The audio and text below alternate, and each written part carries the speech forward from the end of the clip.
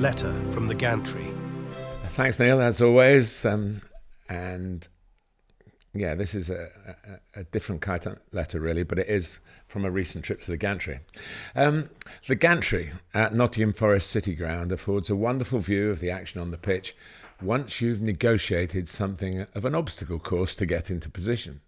It starts with a steep set of steps inside and at one end of the main stand, and quickly moves into a walkway above and parallel to the near touchline, which only a proficient limbo dancer would relish. Holding the walkway in place are diagonal girders every 5 metres or so, crossing the path you need to take. For me, at 6'3" or 1.90 m, the angle is from waist high to knee high. It's a journey which you have to stoop to conquer. Most commentators, and I'm one of them, would walk barefoot across a bed of nails to get the best available view, so this isn't a complaint, it's merely an observation.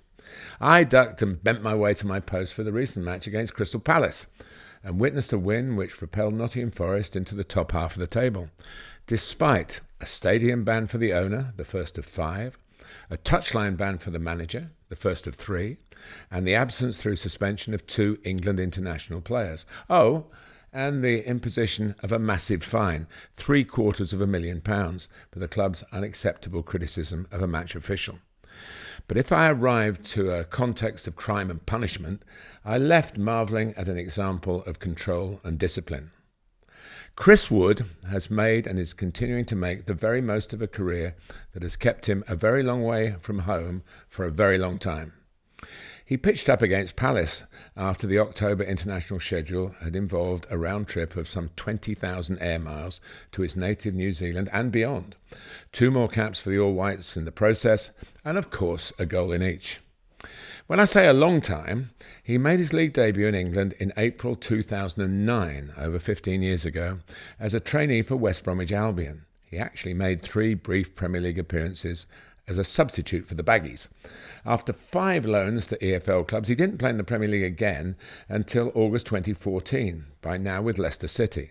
And I saw him score his first goal at the elite level to earn the Foxes a point on their return to the big time in a 2-2 draw at home to Everton.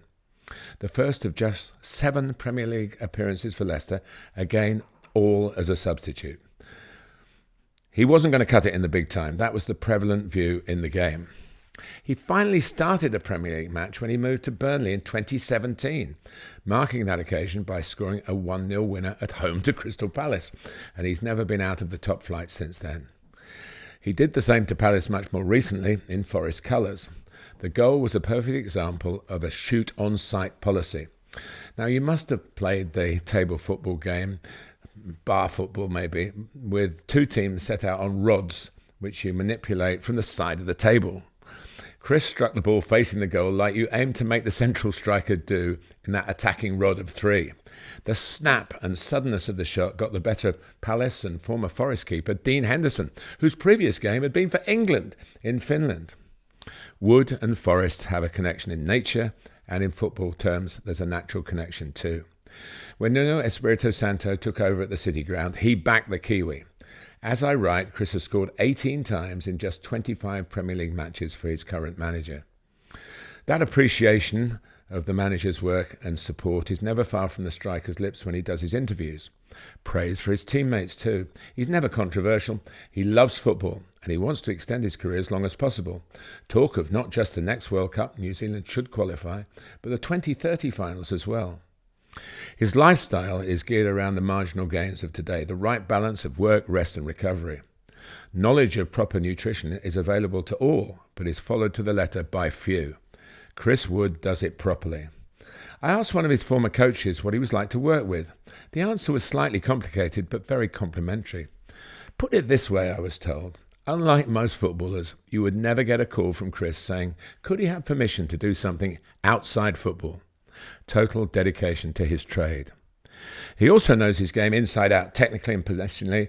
He recognises his limits and plays to his strengths. In England, on the other side of his native world, he's worked so hard to be the player who's finally much more widely appreciated today. For many seasons, undervalued, but never unemployed. To give you some perspective, he still scored more goals in the Championship 78, than the 76, his current tally in the Premier League. You can throw in 8th in EFL's League One as well. So in the county of Sherwood Forest and Robin Hood, today's tales of stirring deeds are of Nottingham Forest and Chris Wood.